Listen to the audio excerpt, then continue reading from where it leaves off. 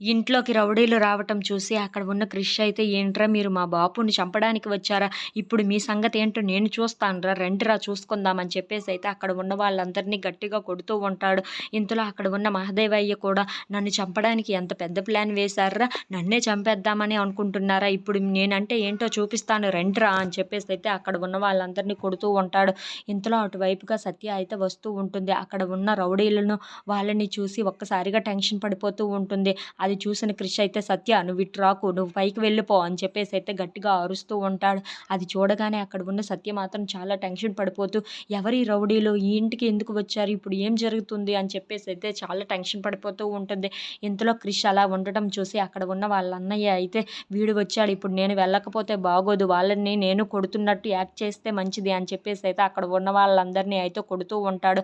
ఇంతలో అక్కడ ఉన్న ఒక రౌడీని పిలిచి, "రేయ్! ఇప్పుడు నేను మా బాపు మీదకి నిన్ను తోచేస్తాను.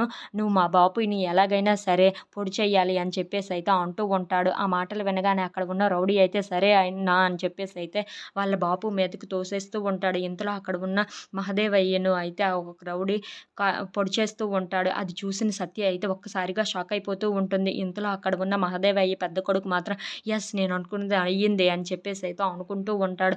ఇంతలో అక్కడ ఉన్న క్రిష్ మాత్రం, "బాపు" అని చెప్పేసైతే గట్టిగా అరుచుకుంటూ వాళ్ళ నాన్న దగ్గరకైతే వస్తూ ఉంటాడు. అలా వాళ్ళందరూ అయితే చాలా టెన్షన్ పడిపోతూ ఉంటారు. If you like this video please like, share and